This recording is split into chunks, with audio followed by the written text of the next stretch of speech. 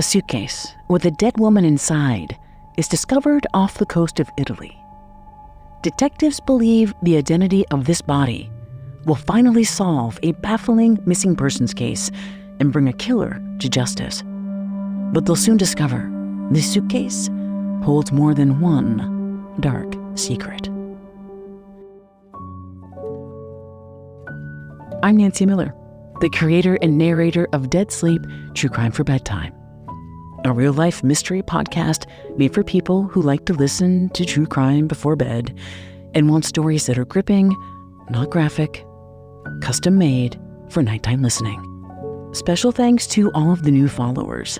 Once again, Atlanta, you continue to blow everyone away with the follows. And many thanks to Kansas City and Dallas and the followers there. I actually have a Texas-based true crime saga on deck for a future episode coming in April. So follow the show so you don't miss it. But don't think about that right now. You can do it in the morning. Right now, it's time to settle in for the night. Get comfy under those covers. Close your eyes and get ready to fall dead asleep with Dead Sleep, True Crime for Bedtime, and a real-life mystery that will take us on a strange journey. One that begins in a resort town in Italy.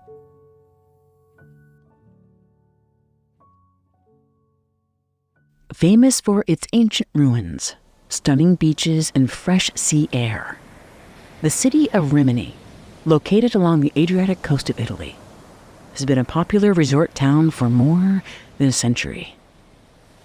That is, until 2017, when this beautiful beach town became notorious for something else, something ugly, something sinister. It was early Saturday morning in March of 2017. A local Rimini fisherman spotted a medium-sized, dark blue suitcase floating in the seawater just offshore. At first, there's nothing unique about this suitcase. Rimini is a port city where random luggage and other debris from passing ships was fairly common. The contents, however, prove gruesomely distinct. When the suitcase was hauled out of the water and unzipped, a plastic trash bag was found inside. And inside that trash bag was a body, a woman. It was unclear how long she'd been inside that suitcase. But what was painfully obvious, she was dead. The discovery of a suitcase containing the remains of a mystery woman was shocking enough to make international headlines. But Italian police, who were now in possession of the suitcase and the body, weren't exactly shocked. They were hopeful. Because after a frustrating month-long investigation into a missing persons case, one they were quite sure was actually a murder case, Italian authorities had been searching for the one thing they knew would crack this case: the body. But was it her? Close your eyes and imagine it.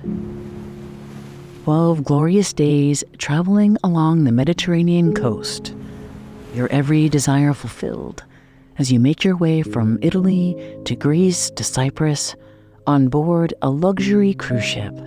As you sip chilled white wine and soak up the salty air, that stressful life back on shore, the bills, the stress, the arguments, all of that falls away. That's what a cruise ship like the MSC Magnifica promises, with words like opulence, relaxed refinement, that beckon you from their online brochure. And maybe that promise was what beckoned a man I'll refer to as Daniel B., a then 45-year-old German computer engineer, and his 38-year-old wife, a Chinese wedding planner named Shen Lei, who went by the name Angie, to splurge on a family vacation. And it was a splurge. The couple lived in Dublin, Ireland, with their 2 young children, and finances were strained. Angie's wedding planning business specialized in Cinderella-themed ceremonies. Her specialty was making brides feel like princesses.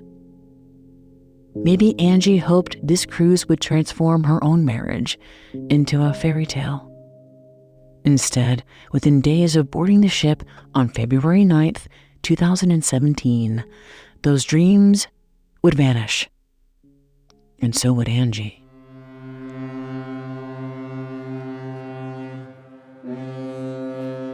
But let's begin on the majestic ship, the MSC Magnifica. Built for $500 million back in 2010, the luxury boat was like a floating metropolis. The ship was more than 3 football fields long, capable of holding more than 5,000 people, crew and guests combined. With 13 viewing decks, 2 pools, a casino, bowling alley, and dozens of bars and restaurants. Which might explain why nobody seemed to notice when, at some point in the cruise, a family of 4 had shrunk down to a party of 3. Dad and the 2 kids. Breakfast, lunch, dinner, playtime, day after day. It wasn't until the last day, February 20th, when the cruise ship returned to its home port about an hour outside of Rome. The crew did a final digital head count as guests disembarked. And that's when they discovered the numbers didn't add up.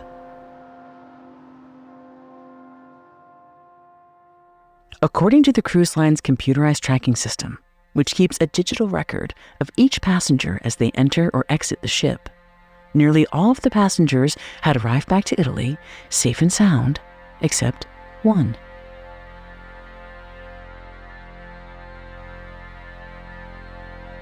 The record showed a passenger named Angie was missing.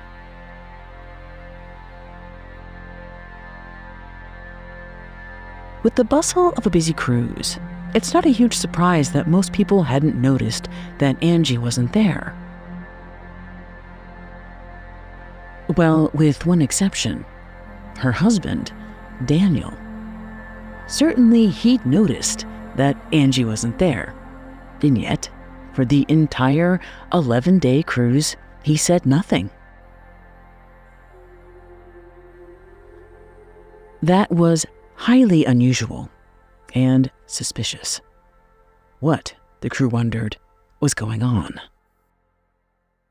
As the ship's crew dug into the last 11 days of the cruise, it appeared after that first day or 2 on that ship, there was no record of Angie.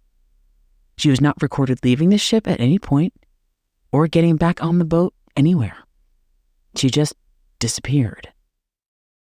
By the time they realized there was a missing passenger, Angie's husband, Daniel, and their 2 children had already left the ship and were presumably on their way back home to Ireland. Which was strange. Why didn't Angie's own husband say anything to anyone about her missing? The ship's crew contacted the Italian authorities in Rome. They needed to find passenger Angie, where she was, and what, if anything, had happened to her. It was a dramatic scene.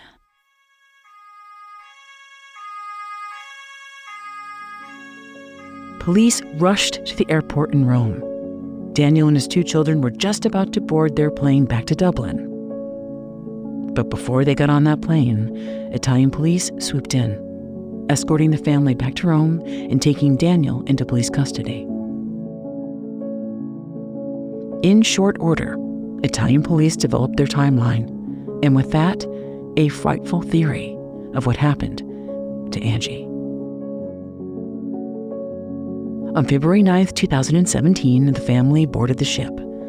By February 10th or 11th, that's within 2 days of boarding the ship, Angie was somehow murdered. Daniel was their one and only suspect. Right away, police accused Daniel of killing his wife while in their cabin. Exact method? TBD. But after she was gone, Authorities said he disposed of his wife's body by stuffing her into her own suitcase, hauling the bag to their cabin balcony, then throwing the suitcase over the railing and into the Mediterranean Sea. Once she was taken care of, Daniel carried on as if nothing had happened. He continued to enjoy the cruise with his young children without saying a word to anyone that she was gone. It wasn't clear what he told his own kids, but Angie's own mother, who lived with the family back in Ireland, wasn't informed by her son-in-law that her daughter had gone missing while on that cruise ship. Police would soon learn that Daniel and Angie were seen arguing before they boarded the ship on that very first day. They also found out one of the crew members overseeing the family's cabin was at first told to make up a guest bed, presumably for the father to sleep in. Daniel later arranged for that guest bed to be put away. They were only 3 now. They didn't need the extra bed anymore. As Daniel sat in front of police, things didn't look good. But Daniel insisted the police had it all wrong. He had his own version of what happened, and if his story were true, Angie's so-called murder was really one of the most bizarre and elaborate revenge plots in recent memory. The sort of double-crossing betrayal from out of a 1940s film noir. Angie was alive, and Daniel had been set up. Early in the cruise, the boat docked in a port city in Greece, and as Daniel and the kids wandered around, Angie went off on her own, and she didn't come back. She left with her suitcase, most of her belongings, and a plan, Daniel told detectives, to start a new life without him. Angie had been threatening to leave for years. She wasn't just sick of her husband, Daniel. She was sick of living in Europe, he said. She'd even seen a mental health professional and, according to her husband, told this doctor she was tired of her life in Ireland and wanted to return to China. In Daniel's version, she'd done just that.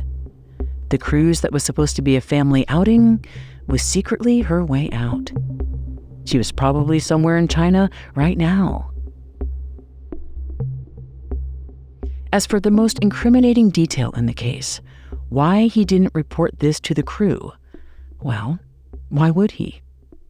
Yes, it's a terrible thing to do, but it's not a crime to walk off a ship and leave your family. And the worst that could happen to someone leaving a cruise early was a penalty of a few $100. Daniel said his wife was known for her impulsive temper. He was used to it.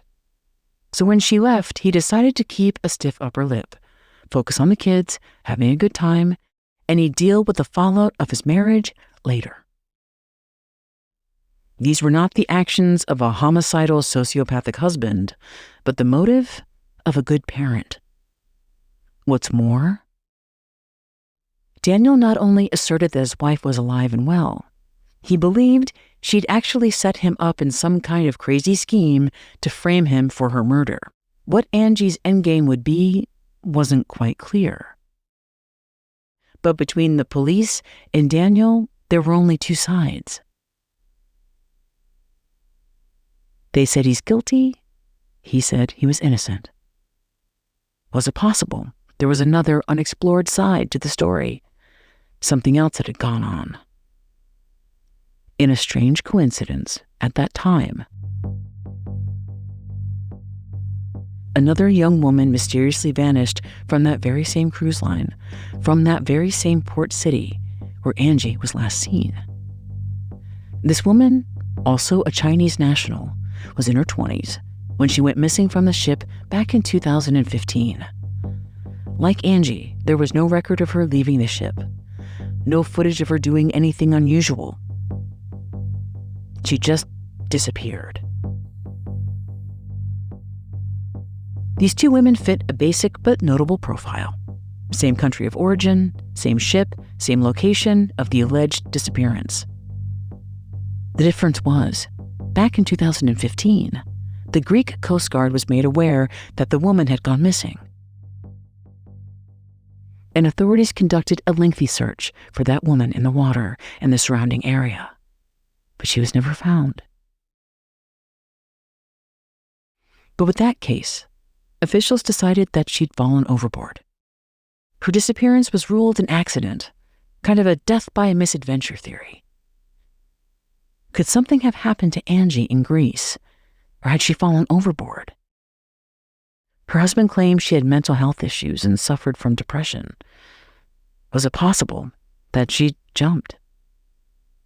Back in Rome, the Italian police weren't buying some bonkers alternative theory. It wasn't suicide, no death by misadventure, and certainly not walking away and disappearing back to China. There was only one explanation for the disappearance of Angie: murder. On February 24th, just 4 days after the cruise ended, Daniel appeared in Italian court and was charged with his wife's murder. As Italian prosecutors built their case, Daniel's children were sent away, and Daniel was placed in an overcrowded Italian jail in Rome, where he'd spend the next 14 months awaiting trial and swearing that he was innocent. The Italian prosecutor's working theory that Daniel killed his wife and somehow disposed of her body was compelling, especially because Daniel's behavior during the cruise was odd. But did the prosecution have enough to prove, without a doubt, that Daniel killed his wife? That was the real question. Angie's disappearance went unreported for several days until the cruise was over, which meant if Daniel did kill his wife on that second day, as detectives said he did, Daniel had an epic lead on getting rid of any incriminating evidence. And witness testimony? With so many passengers and crew members spread out all over the world, relying on witness testimony would have proven a challenge. No, there was only one way to clinch this. Only one piece of evidence that would have closed that case. They needed the body. The very body that appeared to emerge a month later, miraculously, upon that Italian shore near Rimini. If this were Angie, it would only be a matter of time before the medical examiner would reveal her manner of death. They could prove that Daniel killed his wife. And this case would be caso chiuso, case closed.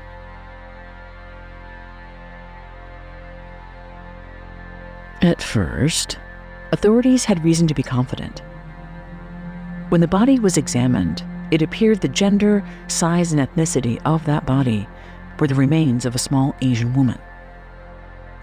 But upon further investigation, they realized the body was a few inches too tall.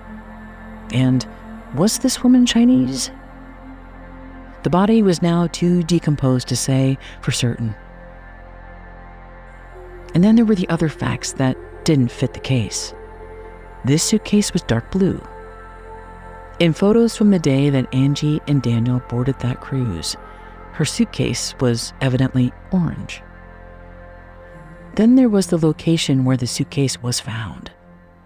The cruise was along the Mediterranean.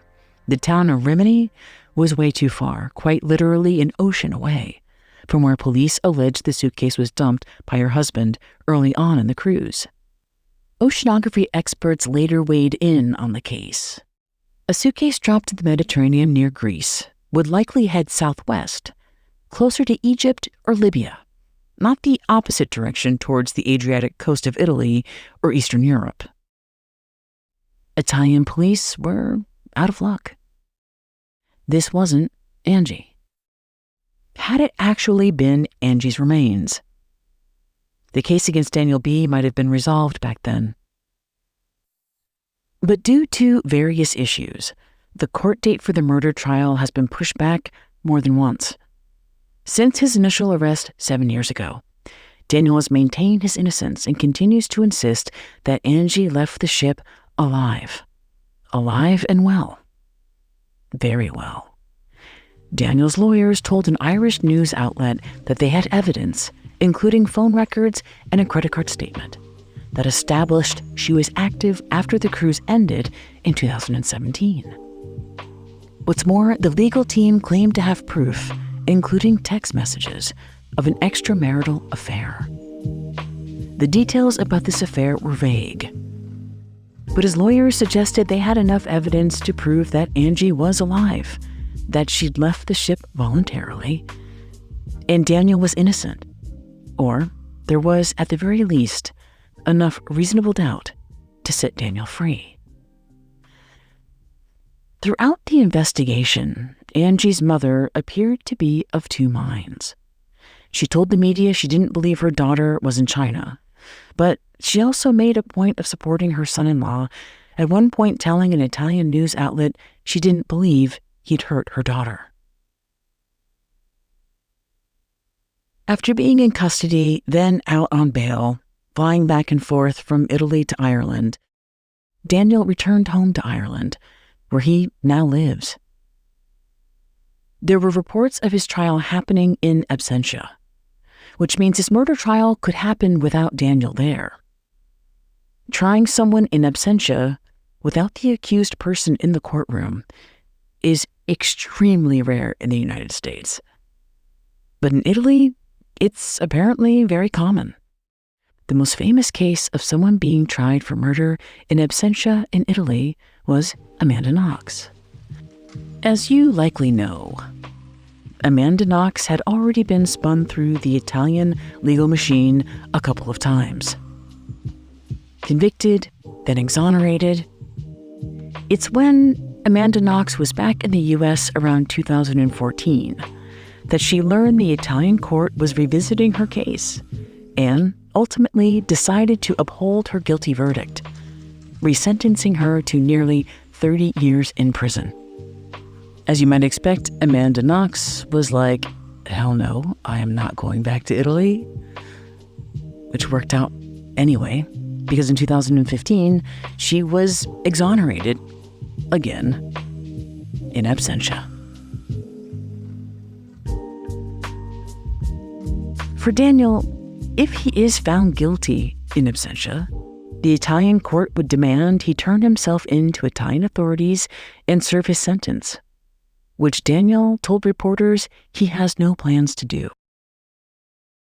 As for the prosecution's case, Italian authorities apparently tracked down various witnesses who were prepared to testify, including ship employees who recalled seeing one of Daniel's children wandering the ship barefoot after his mother vanished, among other reports of strange behavior. An Italian newspaper quoted a Genoa shop owner who said he remembered seeing Daniel and Angie together on February 10th, 2017. That was the last day anyone saw Angie alive. And this shop owner? He remembered Daniel handing his wife a pair of sneakers and telling her to put them on instead of her sandals and to shut up. Witness testimony like that could prove Daniel's an asshole in a bad marriage. But a murderer? They'd likely need something more concrete. The MSC Magnifica was a new ship, and most cruise ships since 2009 have had surveillance cameras with motion sensors. If someone falls overboard, or jumps overboard, or is tossed overboard, those cameras are supposed to capture that kind of activity. But what about in this case? If authorities had found footage like that, featuring Daniel or Angie, they haven't revealed that in the international press that I saw. In 2023, Daniel told an Irish tabloid that he's gone through every scenario in his head, and he still believes his wife left the ship on her own. But now he has a new theory, a strange theory, that his wife was kidnapped. Asked if he missed his wife or if he planned to look for her, he replied that it was complicated.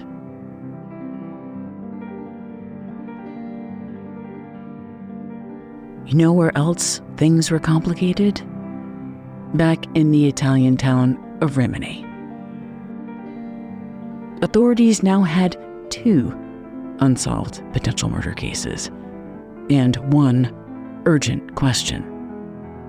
If this wasn't Angie, who is in the suitcase? And how did she get there? Find out in the next episode of Dead Sleep, True Crime for Bedtime.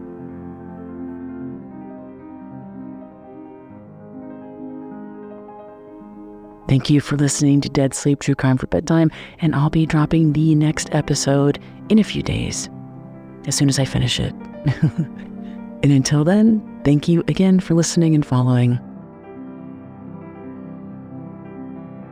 And I'll see you soon. Nighty-night.